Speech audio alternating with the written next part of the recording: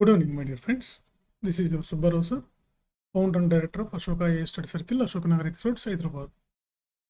So friends, civil services రాయడానికి ఏంటి అర్హత, ఎవరు రాయొచ్చు అనేది ఎక్కువ మంది అడుగుతున్నటువంటి ప్రశ్న అనమాట. సో సివిల్ సర్వీసెస్ రాయడానికి అర్హత ఏంటంటే ఏ డిగ్రీ అయినా సరే సివిల్ సర్వీసెస్ రాయొచ్చు. అది బీఏ, బీకామ్, బీఎస్సీ లేదా ఇంజనీరింగ్, మెడిసిన్, దానికి ఈక్వలెంట్గా ఉన్నటువంటి ఏ డిగ్రీ అయినా సరే, డిగ్రీ పాస్ అయినటువంటి వాళ్ళు ఎవరైనా సరే సివిల్ సర్వీసెస్ ఎగ్జామ్ రాయొచ్చు. అదేవిధంగా ఏ మీడియంలో అయినా సరే సివిల్స్ రాయొచ్చు. తెలుగు మీడియమా, ఇంగ్లీష్ మీడియమా, హిందీ మీడియమా అని కాకుండా ఏ మీడియంలో అయినా సరే కూడా మనం సివిల్ సర్వీసెస్ ఎగ్జామ్ రాయడానికి అవకాశం ఉందన్నమాట. కాబట్టి ఇక్కడ మీడియంతోనూ డిగ్రీతోనూ పని లేదు. అంటే పర్టికులర్ డిగ్రీ చదవటం వల్ల మనం సివిల్స్ సాధిస్తామని చెప్పి ఏం గ్యారంటీ ఉండదు. పర్టికులర్ డిగ్రీ లేదా పలానా డిగ్రీ వల్లనే సివిల్స్ వస్తుంది, పలానా మీడియంలో రాస్తేనే సివిల్స్ వస్తుంది అనేది ఏమీ ఉండదు. యూపీఎస్సీ వాళ్ళు ఇవన్నీ ఏం చూడరు. వాళ్ళు మనలో ఉన్నటువంటి విశ్లేషణాత్మక శక్తిని, అంటే మన ప్రజెంటేషన్ని, మన అనాలిసిస్ని, ఇవన్నీ చూస్తారు వాళ్ళు, అంతే. మీడియంతో పెద్ద పని ఏం లేదు మనకి. అదేవిధంగా ఏ డిగ్రీనైనా సరే, ఐఐటీలో చదివిన వాళ్ళు, ఐఐఎంలో చదివిన వాళ్ళు, వీళ్ళంతా ఐఏఎస్లు అవ్వట్లేదు. అదేవిధంగా మారుమూల ప్రాంతాల్లో చదివినటువంటి వాళ్ళు, గ్రామీణ ప్రాంతాల్లో చదివినటువంటి వాళ్ళు కూడా ఐఏఎస్, ఐపీఎస్లు అవుతున్నారు. అంటే దీని అర్థం ఏంటంటే డిగ్రీ, మీడియం ముఖ్యం కాదు. మనము ఒక లక్ష్యం, మనకు ఒక గోల్, మనకు ఒక కమిట్మెంటు, ఒక జీవితంలో గొప్పవాళ్ళు అవ్వాలనేటువంటి ఒక కోరిక మనకు కానీ ఉండి, దానికోసం కానీ మనం ఆర్నిసలు కష్టపడి కానీ పనిచేసినట్లయితే మనం ఖచ్చితంగా సివిల్ సర్వీసెస్ ఎగ్జామ్లో సక్సెస్ అవ్వడానికి అవకాశం ఉంటుంది. అంతేగాని మంచి మంచి డిగ్రీలు చదవలేదు. ఎక్కువ మంది మాకు చెప్పే విషయం ఏంటంటే, సార్ నేను మంచి డిగ్రీ లేదు నాకు, అంటే నేను మంచి కాలేజెస్లోను, మంచి స్కూల్స్లోను చదవలేదు అని అంటుంటారు. అవేవి కాదు. మీరు నార్త్ ఇండియన్స్ కానీ చూసినట్లయితే వాళ్ళంతా హిందీ మీడియంలో చదువుతారు. బీఏనే అంతా ఎక్కువ మంది బీఏనే చదివి, అదే డిస్టెన్స్లో కూడా చదివి కూడా సివిల్స్ పాస్ అవుతూ ఉంటారు. ఇక్కడ ఏంటంటే లక్ష్యం ముఖ్యం. ఎందుకంటే ఇక్కడ ఏం పెద్ద థియరీస్, టఫ్ థియరీస్ ఏమి ఉండవు. సిలబస్ అంతా కూడా జనరలైజ్డ్ సిలబస్ ఉంటుంది. అంటే ఎవరైనా ఈజీగా అటెంప్ట్ చేయగలిగినటువంటి సిలబస్ ఉంటుంది అన్నమాట. చూడటానికేం చాలా పెద్ద మహాసముద్రంలా కనపడుతుంది సివిల్ సర్వీసెస్ ఎగ్జామ్. కానీ అందులో దిగిన తర్వాత 1 ఇయర్ మీరు చదివిన తర్వాత బాగా అర్థం చేసుకొని, బాగా క్లియర్గా కానీ చదవగలిగినట్లయితే, అవగాహనతో చదివి, మంచి గైడ్, మంచి మెంటర్, మంచి కోచింగ్ మీకు బాగా హెల్ప్ అవుతుంది. ఇవన్నీ ఉండటం వల్ల ఏంటంటే మీరు ఖచ్చితంగా సాధించవచ్చు. ఏ డిగ్రీ అయినా సరే. అదే మీరు పెద్ద పెద్ద ఐఐటీలో చదవాల్సిన అవసరం ఏం లేదు. ఎవరికైనా కామన్ సిలబస్సే ఉంటుంది. ఇక్కడ UPSC wants only generalist, not specialists. అంటే యూపీఎస్సీకి కావాల్సింది జనరల్ నాలెడ్జ్. అంటే జనరల్గా ఈ గవర్నమెంట్ పాలసీస్ మీద కానీ, గవర్నమెంట్ యాక్టివిటీస్ మీద కానీ, గవర్నమెంట్ విధానాల మీద, పరిపాలన మీద, సామాజిక, ఆర్థిక, రాజకీయ సమస్యల మీద లోతుగా అవగాహన ఉన్నటువంటి వాళ్ళని యూపీఎస్సీ కోరుకుంటుంది. అలాంటి వాళ్ళే మనకి సెలెక్ట్ చేస్తుంది.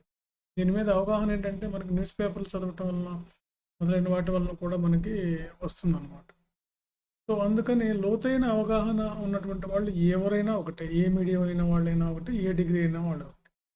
కాబట్టి మీరు అదంతా పక్కన పెట్టేసి గ్రామీణ ప్రాంతంలో వాళ్ళైనప్పటికీ, లేదా ఇంకెక్కడైనా మామూలు మీడియంలో చదివినటువంటి వాళ్ళు అయినప్పటికీ, అంటే తెలుగు మీడియంలో చదివినా, హిందీ మీడియంలో చదివినా, లేదా ఇంగ్లీష్ మీడియంలో చదివినా, సివిల్స్ అనేది ఒక గొప్ప లక్ష్యం అనమాట.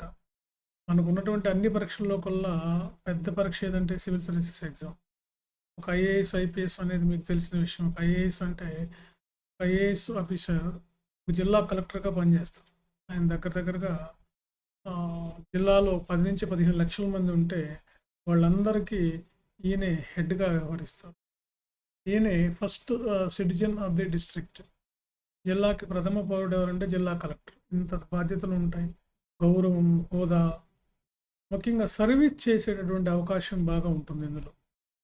సో ఈ సేవ చేయొచ్చు ప్రజలకి.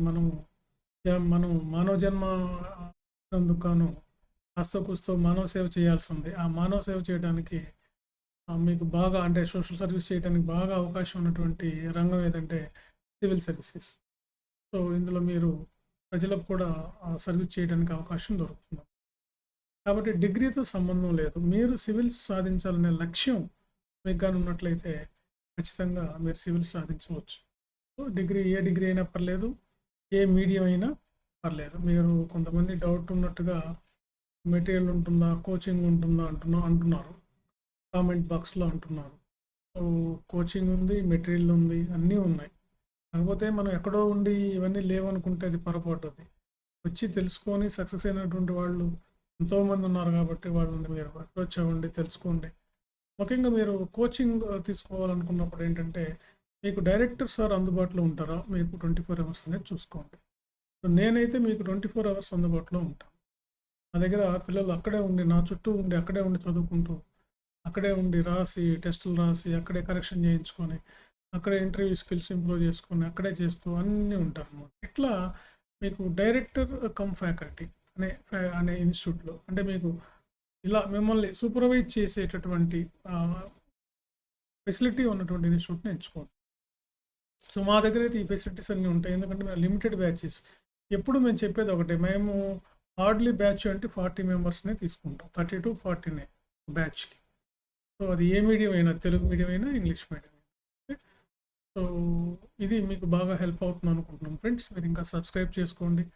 సో, నా లాస్ట్ 3-4 వీడియోస్ బాగా చూసి ఎక్కువ మంది నాకు కాల్ చేసి మాట్లాడారు నాతోటి. చాలా ఆనందం వేసింది నాకు.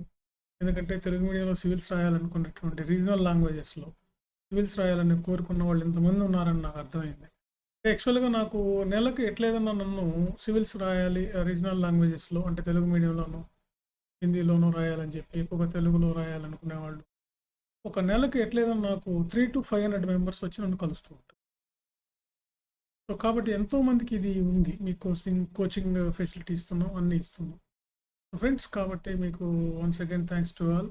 మీరేం చేస్తారంటే ఇంకా తెలిసిన వాళ్ళకి మీకు ఇంటిమేట్ చేయండి.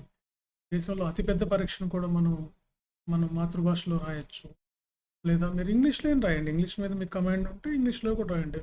సో, ఇంగ్లీష్‌లో కూడా మేము గైడ్ చేస్తాం. ఇంగ్లీష్‌లో కోచింగ్ ఇస్తాం. ఇంగ్లీష్‌లో మెంటర్‌షిప్ ఇస్తాం. అన్నీ ఉంటాయి. కానీ ఎక్స్‌క్లూజివ్‌గా ఏంటంటే తెలుగు మీడియం మీద ఎందుకంటే తెలుగు మీడియంలో రాయొచ్చని, ఇంగ్లీష్ మీడియంలో రాయొచ్చని అందరికీ తెలుసు అది జగమెరిగిన సత్యం. తెలుగులో రాయొచ్చా? తెలుగులో సక్సెస్ అవుతారా? అనేది ఎక్కువ మందికున్న డౌట్. అందుకని దానికోసం నేను కొంచెం మీకు తెలుగు మీద స్ట్రెస్ చేస్తున్నాను. తెలుగు మీద కొంచెం ఫోకస్ చేస్తున్నాను. అంతేగాని ఇంకంతకు మించి ఏమీ లేదు. ఓకే. కాబట్టి ఏ మీడియంలో అయినా మీరు రాయొచ్చు. Okay. Thank you very much.